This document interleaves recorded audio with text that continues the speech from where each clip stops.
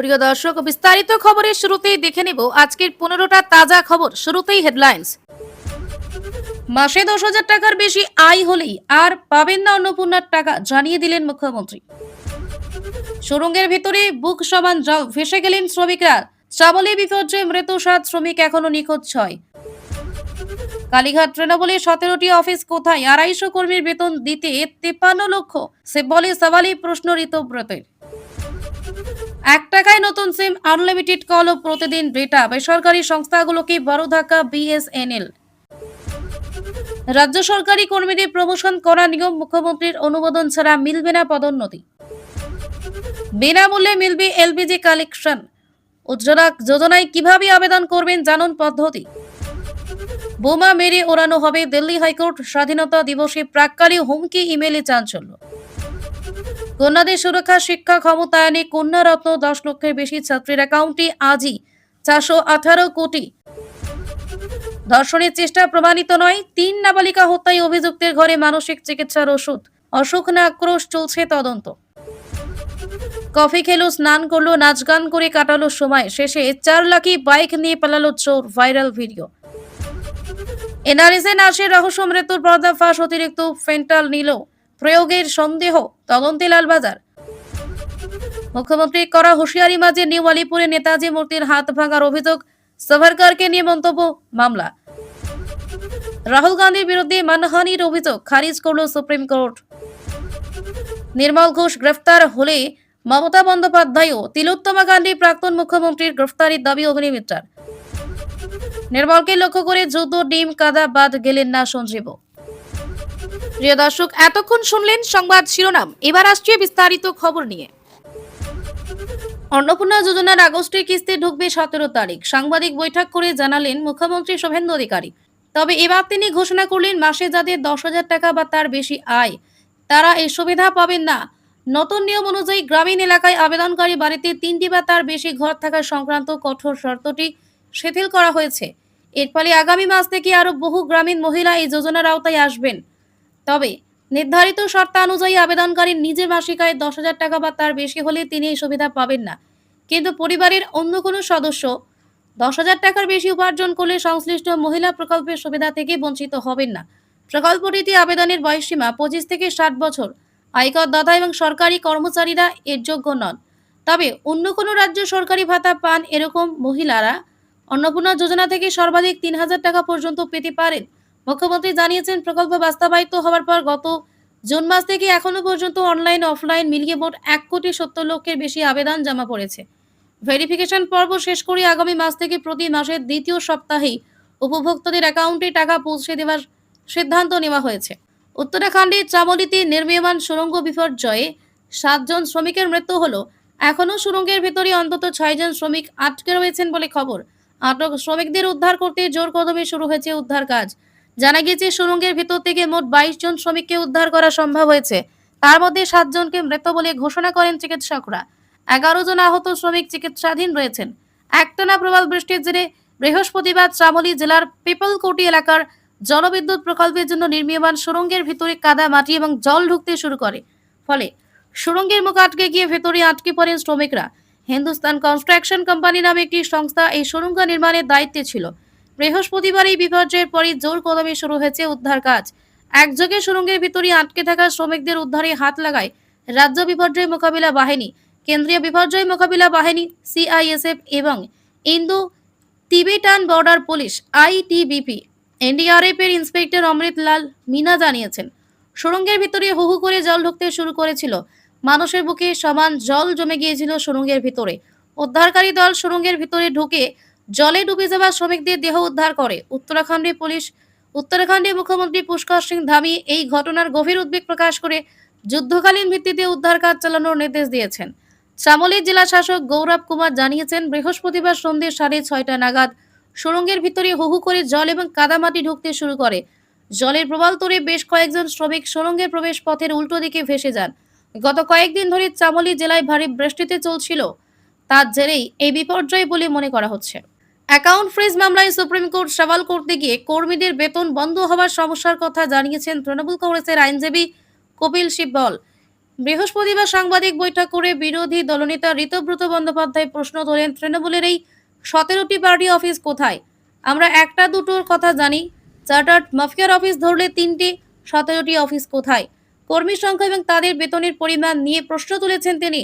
ঋতব্রতের প্রশ্ন, এই কর্মী সংখ্যার মধ্যে ভুতুরে কোনো বিষয় আছে কিনা, কতদিন ধরে তারা কত করে বেতন পান, তাও তারা আদালতের কাছে জানতে চাইবেন বলে জানিয়েছেন তিনি। কপিল সিব্বল সুপ্রিম কোর্টের সওয়ালে যা বলেছেন তাকেই অস্ত্র করে কালীঘাট তৃণমূলকে আরও আক্রমণ করার পথে হাঁটার ইঙ্গিত দিয়েছেন ঋতব্রতরা। সুপ্রিম কোর্টের শুনানিতে কপিল সিব্বল তার সওয়ালে জানিয়েছেন, অ্যাকাউন্ট ফ্রিজ হয়ে যাওয়ার ফলে তৃণমূলকে বিবিধ বিড়ম্বনায় পড়তে হয়েছে। দলের 17টি অফিসের ভাড়া মেটানো সম্ভব হচ্ছে না, যা যোগ করলে দাঁড়ায় মাসে 1 কোটি টাকা। 250 জন কর্মচারীকে বেতন দেওয়া হচ্ছে না, যাদের বেতন দিতে মাসে খরচ 53 লক্ষ টাকার কিছু বেশি বলেই দাবি করেছিলেন কপিল সিব্বল। এর পাশাপাশি বিভিন্ন এজেন্সির কর্মী এবং নিরাপত্তা কর্মীদের বেতনও দিতে হয় বলে আদালতে জানান তৃণমূলের আইনজীবী। দলের দৈনন্দিন কাজ চালানোর জন্য এই খরচগুলি প্রয়োজন বলে সওয়ালের সময় খরচের খতিয়ান তুলে ধরেন তিনি। অন্যদিকে ইডির পক্ষ থেকে দাবি করা হয় যে অ্যাকাউন্টগুলি ফ্রিজ করা হয়েছে, সেগুলি বাদ দিয়ে বাকি অ্যাকাউন্টগুলির টাকা ব্যবহার করে তৃণমূল তাদের কাজ চালাতে পারে। ইডির আইনজীবী এসবি রাজু আদালতে দাবি করেন, দুটি অ্যাকাউন্টে অন্তত 120 কোটি টাকা রয়েছে তৃণমূলের অ্যাকাউন্টে। স্বাধীনতা দিবস 2026 উপলক্ষে গ্রাহকদের জন্য আকর্ষণীয় ফ্রিডম 2.0 অফার নিয়ে এলো রাষ্ট্রায়ত্ত টেলিকম সংস্থা বিএসএনএল। এই বিশেষ অফারের আওতায় নতুন গ্রাহকরা মাত্র 1 টাকার বিনিময়ে পেয়ে যাচ্ছেন একটি নতুন সিম কার্ড, যার সঙ্গে মিলবে দুর্দান্ত সব সুযোগ সুবিধা। মাত্র 1 টাকায় আনলিমিটেড কল ও প্রতিদিন ডেটা। এই অফারটি শুরু হয়েছে গত 12 আগস্ট থেকে মাত্র এবং চলবে আগামী 12 সেপ্টেম্বর 2026 পর্যন্ত। মাত্র 1 টাকায় যা যা মিলবে, ভারতের যে কোনো নেটওয়ার্কে আনলিমিটেড ভয়েস কল, প্রতিদিন 1 জিবি হাই স্পিড ডেটা, প্রতিদিন 100টি ফ্রি এসএমএস। এই পুরো প্যাকের বৈধতা থাকছে 24 দিন, যার ফলে ব্যবহারকারীরা দীর্ঘমেয়াদী রিচার্জ করার আগে বিএসএনএল এর নেটওয়ার্ক ও কভারেজ ভালোভাবে যাচাই করে নেওয়ার সুযোগ পাবেন। কারা এই অফার পাবেন এবং কিভাবে নেবেন?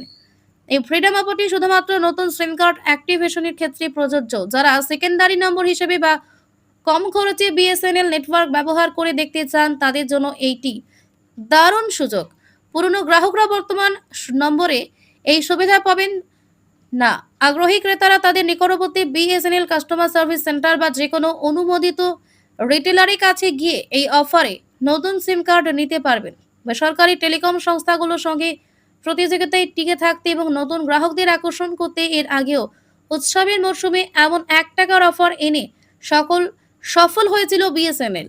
রাজ্য সরকারি কর্মীদের পদোন্নতি ও বদলির নিয়মে বড়সড় পরিবর্তন আনলো সরকার। এবার থেকে উচ্চ বেতন স্তরে পদে প্রমোশনের ক্ষেত্রে আরও কড়া নজরদারি থাকবে। নির্দিষ্ট স্তরের পদে কাউকে উন্নীতি করতে হলে শুধু সংশ্লিষ্ট দফতরের সিদ্ধান্তই যথেষ্ট হবে না, প্রয়োজন পড়বে মুখ্যমন্ত্রীর অনুমোদনেরও। পাশাপাশি বদলির ক্ষেত্রে কর্মীদের জন্য নতুন নিয়ম কার্যকর করা হয়েছে। পশ্চিমবঙ্গ সরকারের তরফে নতুন নির্দেশিকায় জানানো হয়েছে, 2019 সালে বেতন কাঠামো অনুযায়ী লেভেল 22 এবং তার উপরে বেতন স্তরে পদে পদোন্নতি দিতে হলে মুখ্যমন্ত্রীর সম্মতি নিতে হবে। রাজ্যের পার্সোনেল অ্যান্ড অ্যাডমিনিস্ট্রেটিভ রিফর্মস দফতর ইতিমধ্যে সমস্ত সরকারি দফতরকে এই বিষয়ে নির্দেশ দিয়েছে। কোনো কর্মীকে এই স্তরে পদে উন্নীতি করার প্রস্তাব তৈরি হলে সংশ্লিষ্ট ফাইল ওই দফতরের মাধ্যমে মুখ্যমন্ত্রীর অনুমোদনের জন্য পাঠাতে হবে। এছাড়া প্রতিটি সরকারি দফতরের কাছে এই ধরনের পদ সংক্রান্ত বিস্তারিত তথ্য চাওয়া হয়েছে। কোন কোন পদ লেভেল 22 বা তার বেশি বেতন স্তরে আওতায় পড়ছে, সেখানে সর্বশেষ করে কবে পদোন্নতি হয়েছে এবং সেই সময় মুখ্যমন্ত্রীর অনুমোদন নেওয়া হয়েছিল কিনা, সেই তথ্য 7 দিনের মধ্যে জমা দিতে বলা হয়েছে। উল্লেখ্য, উচ্চ বেতন স্তরে পদে পদোন্নতির পুরো প্রক্রিয়াটি এবার আরও নিয়ন্ত্রিত ব্যবস্থার মধ্যে আসছে। সরকারি কর্মীদের বদলির ক্ষেত্রে ইতিমধ্যে নতুন নীতি কার্যকর করেছে রাজ্য সরকার। হোম ডিস্ট্রিক্টে পোস্টিং নয়, এই নিয়ম ফিল্ড লেভেল অফিসার থেকে এক্সটেনশন অফিসার পদমর্যাদার কর্মীদের ক্ষেত্রে প্রযোজ্য হবে জানানো হয়েছে। তবে অবসরের আগের শেষ 2 বছরে প্রশাসনিক প্রয়োজন থাকলে নিয়মের ব্যতিক্রম করা যেতে পারে। একই পদে কতদিন কাজ করার পর বদলি হতে পারেন কর্মীরা, সেটিও স্পষ্ট করে দেওয়া হয়েছে। কোনো পদে টানা 3 বছর দায়িত্ব পালন করার পরই বদলির জন্য সংশ্লিষ্ট কর্মীকে বিবেচনা করা হবে। আবার সাধারণ পরিস্থিতিতে 4 বছরের বেশি কাউকে একই পদে রাখা হবে না। তবে রাজস্ব আদায়, কর সংগ্রহ সহ গুরুত্বপূর্ণ ও সংবেদনশীল দায়িত্বে থাকা আধিকারিকদের ক্ষেত্রে সময়সীমা আরও কম। বদলির সিদ্ধান্তের সময় শুধু প্রশাসনিক সুবিধাকে গুরুত্ব দিলে হবে না, জনস্বার্থ সংশ্লিষ্ট জেলার প্রয়োজনীয়তার বিষয়টি বিবেচনায় রাখতে হবে। প্রমোশন থেকে বদলি 2 ক্ষেত্রে প্রশাসনিক ব্যবস্থাকে আরও নিয়মবদ্ধ করার পথে হাঁটছে সরকার। নতুন নির্দেশগুলি কার্যকর হওয়ার ফলে সরকারি কর্মীদের পদোন্নতি ও বদলি প্রক্রিয়া আরও সুসংবদ্ধ হলো। বর্তমানে একটি এলপিজি কানেকশন নিতে গেলে ভালো টাকা খরচ হয়, ফলে ইচ্ছা থাকলেও অনেকে তা নিতে পারেন না। এই পরিস্থিতিতে সাহায্যের হাত বাড়িয়ে দিয়েছে কেন্দ্রীয় সরকার। চালু করা হয়েছে পিএম উজ্জ্বলা যোজনা। এই সরকারি প্রকল্পে বিনামূল্যে এলপিজি কানেকশন পাওয়া যায়। দেশের আর্থিকভাবে পিছিয়ে পড়া পরিবারগুলিও যাতে এলপিজি কানেকশন নিতে পারে, সেই জন্য পিএম উজ্জ্বলা যোজনা চালু করেছে কেন্দ্রীয় সরকার। এই প্রকল্পে যেমন বিনামূল্যে এলপিজি কানেকশন পাওয়া যায়, তেমনি গ্রাহকরা গ্যাস রিফিলের ক্ষেত্রে ভর্তুকির সুবিধাও পান। সবচেয়ে বড় বিষয় হলো এই কেন্দ্রীয় সরকারি প্রকল্পে আবেদন বেশি সহজ। পিএম উজ্জ্বলা যোজনায় অনলাইন ও অফলাইন দুভাবেই আবেদন করা যায়। অনলাইনের ক্ষেত্রে উজ্জ্বলা যোজনার অফিসিয়াল ওয়েবসাইটে গিয়ে নিজের পছন্দ মতো গ্যাস সংস্থা নির্বাচন করতে হবে। এরপর ফর্ম ফিল আপ করে জমা দিতে হবে। এছাড়া কেউ অফলাইনে আবেদন করলে চাইলে নিকটবর্তী এলপিজি গ্যাস ডিস্ট্রিবিউটরের অফিসে গিয়ে আবেদন জানাতে পারেন। পাশাপাশি কমন সার্ভিস সেন্টার তথা সিএস এর মাধ্যমে আবেদন জানানো যায়। এই সরকারি প্রকল্পে আবেদনের ক্ষেত্রে বেশ কিছু নথিপত্র দরকার, যেমন আবেদনকারীর আধার কার্ড, আধারের সঙ্গে লিঙ্কড ব্যাংক অ্যাকাউন্টের তথ্য, ব্যাংক অ্যাকাউন্ট নম্বর ও আইএফএসসি কোড, পাশাপাশি রেশন কার্ড সহ পরিবারের অন্যান্য সদস্যের আধার কার্ড হাতের কাছে রাখা উচিত। এগুলির সঙ্গে আরও বেশ কিছু নথিপত্র লাগতে পারে। পিএম উজ্জ্বলা যোজনার আবেদনের ক্ষেত্রে বেশ কিছু শর্ত রয়েছে। কেন্দ্রীয় সরকারের বেঁধে দেওয়া মাপকাঠি অনুযায়ী আবেদনকারীকে মহিলা ও 18 বছর বা তার বেশি বয়সী হতে হবে।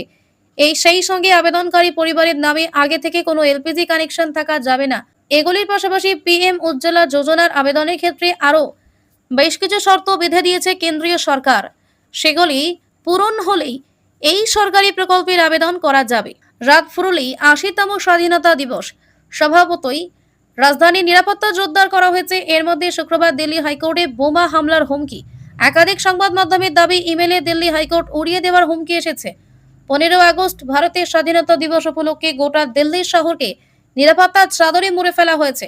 গুরুত্বপূর্ণ স্থানগুলোতে পুলিশ মোতায়েন করা হয়েছে। শহরে প্রবেশের প্রস্থান পথগুলোতে অতিরিক্ত নাকা তল্লাশি চালানো হচ্ছে।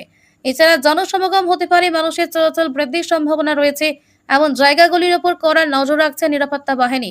উল্লেখ্য, প্রতিবারের মতো স্বাধীনতা দিবসে লালকেল্লা থেকে জাতির উদ্দেশ্যে ভাষণ দেবেন প্রধানমন্ত্রী নরেন্দ্র মোদী। এর মধ্যে বোমা মেরে দিল্লি হাইকোর্ট উড়িয়ে দেওয়ার ইমেলে চাঞ্চল্য তৈরি হয়েছে।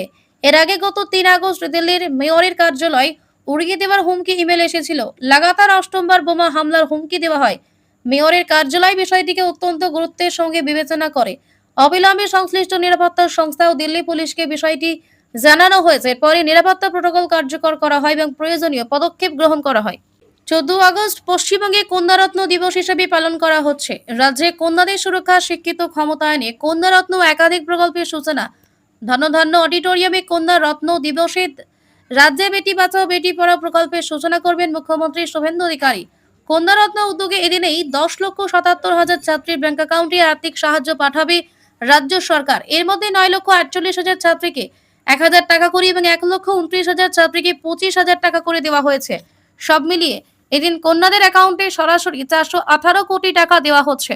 মহিলাদের জন্য চালু হলো নতুন 181 হেল্পলাইন নম্বর। কর্মরত মায়েদের সন্তানদের জন্য নতুন পালনা ক্রেশ প্রকল্পের সূচনা। মূলত অঙ্গনওয়াড়ি কাম ক্রেশের মাধ্যমে শিশুদের ডে কেয়ার, পুষ্টি ও প্রাথমিক মানসিক বিকাশের ব্যবস্থার জন্য ক্রেশ প্রকল্পের সূচনা।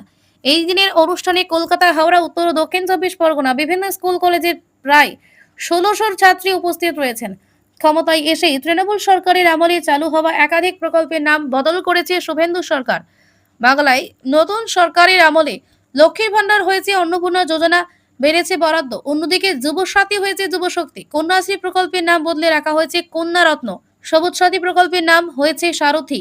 গত 30 জুলাই নবান্নে সাংবাদিক বৈঠক করে এই প্রকল্পগুলি নতুন নাম ঘোষণা করা হয়। রাতে হালকা বৃষ্টি হয়েছে, এখনো রক্তের দাগ পুরোপুরি ধুয়ে যায়নি। 4 নাবালিকার রক্তের দাগ। মুর্শিদাবাদের সুতিতে 4 নাবালিকাকে হাসুয়া দিয়ে কুপিয়েছিলেন এক যুবক। তাদের মধ্যে অভিযুক্তের ভাগ্নিও রয়েছে। অভিযোগ, 11 বছরের ভাগ্নিকে ঘরে ডেকে ধর্ষণের চেষ্টা করেছিলেন মামা। মেয়েটির 3 খেলার সঙ্গী সেই সময় দরজায় উকি দিয়েছিল। তারপরেই এই ঘটনা। অভিযুক্তকে গ্রেফতার করা হয়েছে। পরিবারের দাবি, মানসিকভাবে অসুস্থ তিনি। প্রাথমিক তদন্তের পর পুলিশ জানিয়েছে অভিযুক্ত যে নেশাগ্রস্ত অবস্থায় ছিলেন না তা স্বাস্থ্য পরীক্ষায় প্রমাণিত। তিনি কোনো মানসিক অবসাদে ভুগছেন কিনা তা খতিয়ে দেখা হচ্ছে। পাশাপাশি কোনো শিশু বা কিশোরীকে অভিযুক্ত ধর্ষণের চেষ্টা করেছিলেন। প্রাথমিক তদন্তে এমন অভিযোগের সত্যতা মেলেনি বলে জানিয়েছে পুলিশ। পুলিশ সূত্রে খবর, বৃহস্পতিবার বিকেলে যে 4 শিশু এবং কিশোরীকে হাসুয়া দিয়ে কোপানো হয় তাদের বয়স 5 থেকে 12 বছরের মধ্যে। বৃহস্পতিবারই 3 জনের মৃত্যু হয়েছে। 6 বছরের একটি মেয়ে মুর্শিদাবাদ মেডিকেল কলেজে চিকিৎসাধীন। তার শারীরিক অবস্থা আশঙ্কাজনক। ঘটনার পর এলাকা ছেড়ে পালালেও থানায় গিয়ে আত্মসমর্পণ করেন 21 বছরের গোলাম সারওয়ার ওরফে বাদশা। তার ঘর থেকে অবসাদ বা বিষণ্ণতার চিকিৎসায় ব্যবহৃত ওষুধ প্রেসক্রিপশন উদ্ধার করেছে পুলিশ। ধৃতের বাবা জানিয়েছেন, ছেলে দীর্ঘদিন ধরে মানসিকভাবে অসুস্থ। বহরমপুরে এক চিকিৎসককে নিয়মিত দেখানো হতো, কিন্তু কখনো ছেলের মধ্যে এমন হিংস্রতা দেখেননি তিনি। এক প্রতিবেশীর কথায়, গোলাম মানসিক সমস্যায় ভুগছিল। ওর মাথায় কোনো গন্ডগোল হয়েছে, তা না হলে 4 শিশু কিভাবে কোপায় কেউ? পুরো ঘটনা এখনো বিশ্বাস হচ্ছে না সেই পৌরের। যদিও পুলিশ বিষয়টিকে স্রেফ মানসিক অসুস্থতা বলে সরলীকরণ করতে নারাজ। আকস্মিক কোনো সিদ্ধান্ত নাকি পুরনো পারিবারিক শত্রুতার ফলে গোলাম এই ঘটনা ঘটিয়েছেন তা খতিয়ে দেখছে তারা। আবার কুকর্ম করতে গিয়ে ধরা পড়ার ভয়ে 4 শিশুকে তিনি কুপিয়েছেন কিনা সেটাও তদন্ত সাপেক্ষ। মুর্শিদাবাদ জেলা পুলিশ সুপার শচীন মকর বলেন, অভিযুক্ত হামলা চালিয়ে আত্মসমর্পণ করেন। তাকে গ্রেফতার করা হয়েছে। প্রকৃত কারণ জানতে পুলিশি তদন্ত চলছে। ধৃতকে আদালতে হাজির করানো হচ্ছে। তাকে হেফাজতে নিয়ে জিজ্ঞাসাবাদ করবে পুলিশ। পুলিশ সুপারের ইঙ্গিত, আদালতের অনুমতির সাপেক্ষে প্রয়োজন মানসিক রোগ বিশেষজ্ঞদের সাহায্য নেওয়া হতে পারে। অন্যদিকে মুর্শিদাবাদ মেডিকেল কলেজের অধ্যক্ষ অনাদি রায়চৌধুরী জানিয়েছেন, আশঙ্কাজনক অবস্থায় ওই শিশুকে বৃহস্পতিবার হাসপাতালে ভর্তি করানো হয়। পেডিয়াট্রিক ইন্টেনসিভ কেয়ার ইউনিটে পিকুতে রয়েছে সে। তার মাথায়, হাতে ও পিঠে ধারালো অস্ত্রের গভীর আঘাত রয়েছে। শিশুটির চিকিৎসার জন্য একটি বিশেষ মেডিকেল বোর্ড গঠন করা হয়েছে। চিকিৎসকরা আপ্রাণ চেষ্টা চালাচ্ছেন, কিন্তু সংকট এখনো কাটেনি।